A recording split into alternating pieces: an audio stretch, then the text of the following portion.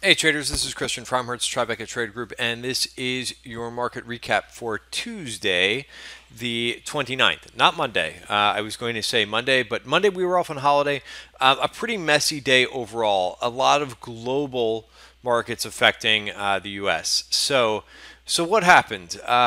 Basically, when we were closed, we talked about this a little bit pre-market today, and I talked about this spilling over. Now, I didn't, it's tough to tell how bad it's going to get, but we talked about this pre-market, and while we were on vacation and having a nice time, maybe on the beach, there's a lot of things going on. This IBEX, so both Spain and Italy have been under major pressure the last couple of days. You can see in Bloomberg whenever there's this kind of red square, usually something bad's going on.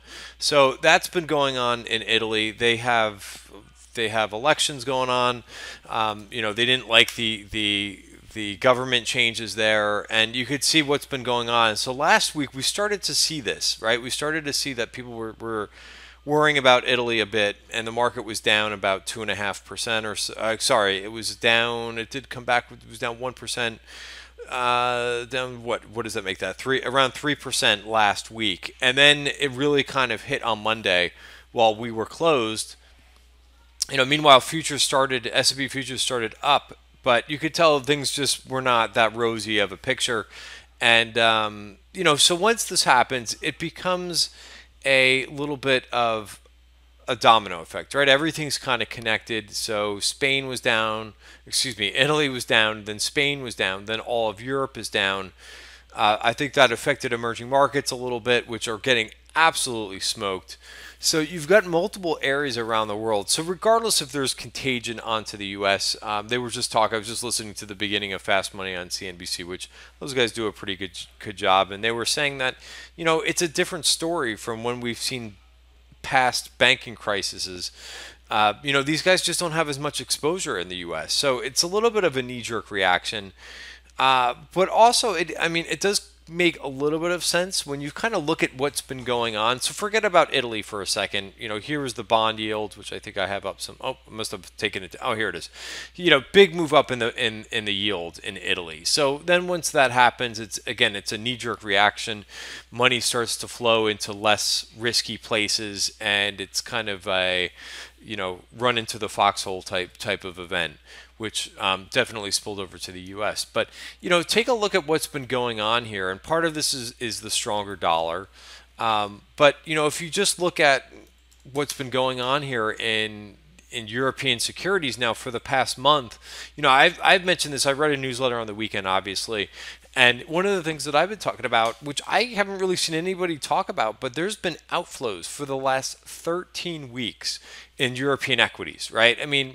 They're not huge. They're not like billions of dollars, but every week it's been just money draining out, like a couple $100 million. And that's in the Fez ETF, that's in EZU, that's in, the whole group. But I've had this in my newsletter every week saying, hey, there's another week. And it's been 13 straight weeks of European equity outflows. So it kind of came to a head. So what do you have? So from a technical aspect, right? So forget about all the events, right, that are on the tape. But if you look at VGK is the other ETF. Sorry, I was trying to think of that one. But this looks like a breakdown, a pretty clear breakdown, right? This is European equities, which have been above the 200-day moving average now for the better part of a year, have now broken down. So if you want to look at international developed markets, it's the same thing. You've got more Japan in this ETF. But I got stopped out of this my holding today in cash on the break of the 200-day moving average. So things are breaking down internationally. So again, you could come up and you could try to figure out, well, Italy really shouldn't affect us, but it seems like things. Look at emerging markets too. Now, granted, the dollar is, like I said in the beginning of this, the dollar is weighing on this, but clearly there's some things that are not going on very well. And I've always been a global investor, and I think that for retail investors, I don't want to pigeonhole U.S. retail investors, but they do have a tendency to just kind of look at what's going on in the U.S. and not look at at what's going on overseas. And from time to time, just like today, things are going to affect the U.S. market. The U.S. market cannot be completely in a vacuum and not be affected by these things. So while this goes down, I mean, you look at the performance. I know the font is small on my screen, but EM was down over 2.3%. That's not a sneeze. So, of course that's going to affect what's going to happen. So I think our data has been pretty strong. I think we've been humming along. We had consumer confidence that was strong. We've had data points that have been all pretty strong in the U.S. But I think you have to kind of watch what's going on globally here. I was hoping that emerging markets would hang in here. They didn't, so you have to kind of adjust. There is some support if you look at this EEM ETF. You could also look at FXI, which is China.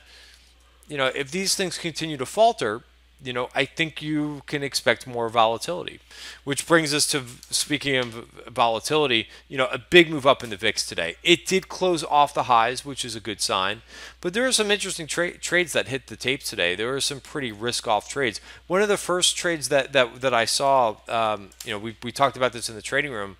A couple of traders pointed this out today, which was pretty well observant. Let me actually increase this. Sorry about this. Instead of 20,000, I want 200,000. But there is some selling going on. This is the XLK ETF. This is the big technology ETF. But there was 1.4 million shares. There was another 1.4 million shares that went up.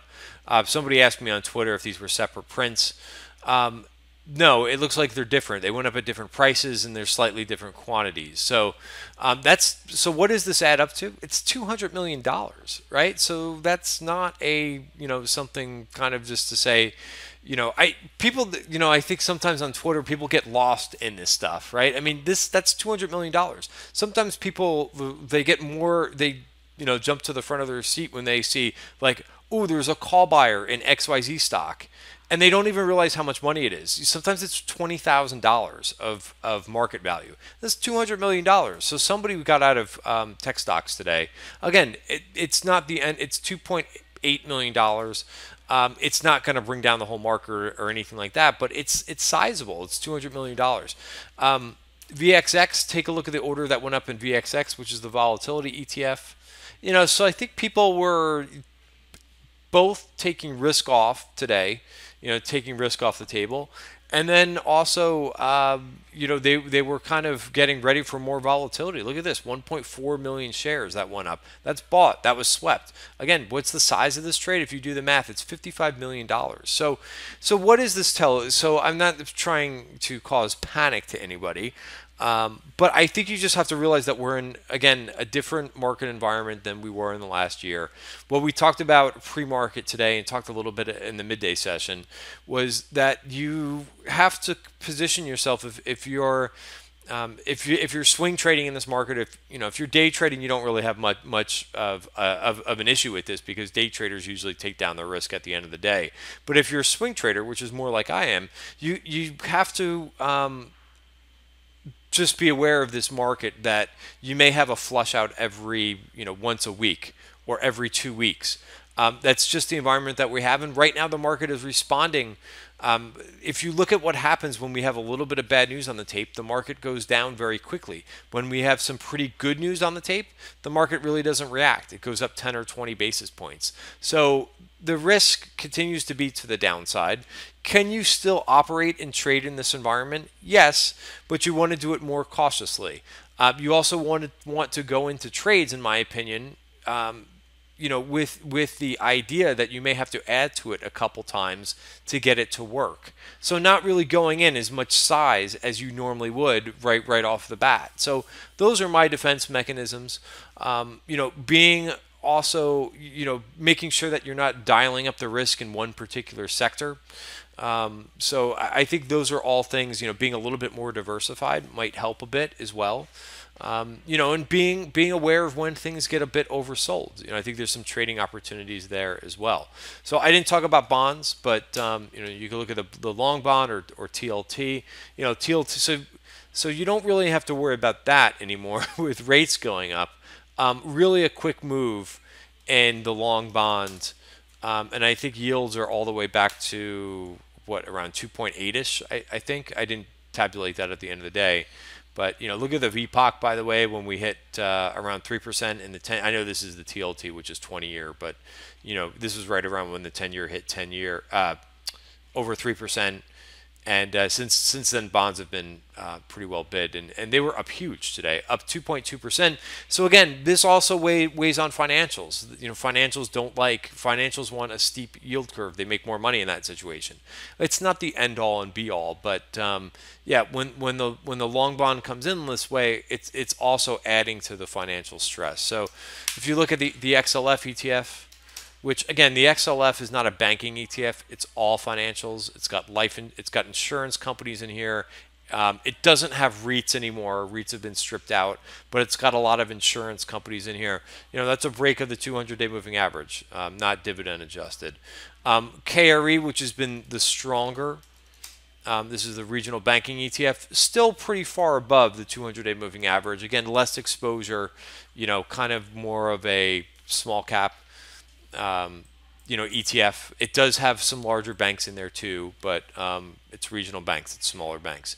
Speaking of small caps, if you're looking for a silver lining, look at what the small caps did today. So, and that does make intuitive sense, right? It seems like, just as we talked about in the beginning of this call, it seems like there's a lot more issues globally. Small caps have less exposure to international markets and to the rest of the world. So it kind of makes sense why they're outperforming in here, and they look pretty interesting. So again, small caps were only down 10 basis points. The Qs, if you go to the Qs, really no damage was done in the Qs. Just basically it looks like a quiet day, almost, in the Qs today. Only down 40 basis points. And this, to me, I could go through a couple examples, but I think Salesforce, which looked like the chart set up pretty nicely. These tech names have been pretty difficult going into earnings, but good to see. I mean, this might ignite this group a little bit tomorrow with Salesforce staying around the highs of the day. So watch this group. Maybe Workday might be an interesting name tomorrow. Completely unrelated, but this is a name that I found this weekend. TWOU, nice relative strength. Put on a small. So again, that's kind of how I'm trading. I put on a small trade.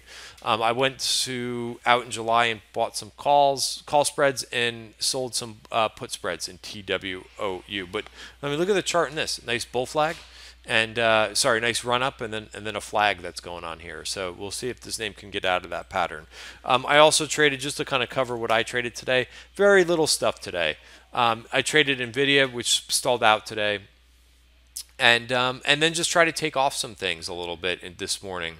I think BABA still looks intriguing. There was a little bit of buying today, getting very close to this breakout. Usually, the only thing I'm a little bit cautious of is usually when this happens, when you start to see the long wicks here, it's usually run out of steam. So keep an eye on this. If it starts to break down, maybe take your profits. If you still have some profits. I took a lot of profits on Friday. I mean, that's the other thing. I try to practice what I preach. I did that on Friday as much as possible. I still got dinged today in a couple names. I mentioned on Friday in the room that I was too long financials. Luckily, I took off a BAC play on Friday. I just said, hey, I've got too much exposure. I'm long a little bit of BlackRock, which I'm getting hosed on now. So that happens when you get a little bit too overweight a particular group. So you have to be mindful of that. Again, I don't mean to dog the banks on a bad day, but they are making less money than they were years ago. When I used to work on a trading desk, we were crushing it in terms of revenue and commissions. And I don't think the banks are making those revenues that they made 10 years ago. So it's a different game out there for the banks. So I think when the banks get oversold, maybe they'll be due for a bounce. But I think the banks are just going to be in a difficult environment, and they're very different than where they were 10 years ago. And I had a video out on this about a month or so ago, talking about how the financials are not what they used to be. The margins are compressed, right? I mean, even commission wise, right? When I used to trade. Even when I started my institutional trading career, back in like 2003, 2004, there was hedge funds that were paying sometimes 5 cents per share. What are they paying now? A penny? Sometimes hedge funds are not even paying commission. Brokers are having to pay for flow, so they're not even. You're lucky now. I think if you have a hedge fund client who's willing to pay 2 or 3 cents, I think for the most part they're paying like a penny. So the margin. There's been huge margin compressor there. That doesn't mean that the economies are going bad. It just means the business is changed. It's more of a structural issue that's taking place. But anyway, that's a lot about the banks and a lot about what happened today. European financials, they were down 5.3%. In terms of option activity, there's been kind of just some small stuff going on. There was some call buying. One or two things that I'll bring up. There was some call buying in a couple names that may bounce on the Macau numbers or may be affected by the Macau numbers. Those numbers always come out on the first of the month. So MLCO, we've seen this before, call buying in this name before, going into the Macau numbers. We also saw a little bit of call buying, I think, in this name as well, ERI. I don't know if that's related. This one's related to the Macau numbers. I don't think they have any exposure there, but I think that MLCO name may be. A few other names that we saw today. There was Micron early on in the day, heavy Micron call buying again. And there was a little bit of dip buying in names like Wells Fargo and Morgan Stanley today. There was a Deer call buyer. This was not, sorry, I shouldn't say call buyer. Some calls went up. It was not swept, but a block went up there. Also GBT, not swept, but some calls. They have some data coming out in a couple weeks, I believe. And that's it. Definitely a little bit more hedging going on in the banking space. A lot of names being bought puts for some protection. So that's it for today's recap. Thanks for watching. Have a great night.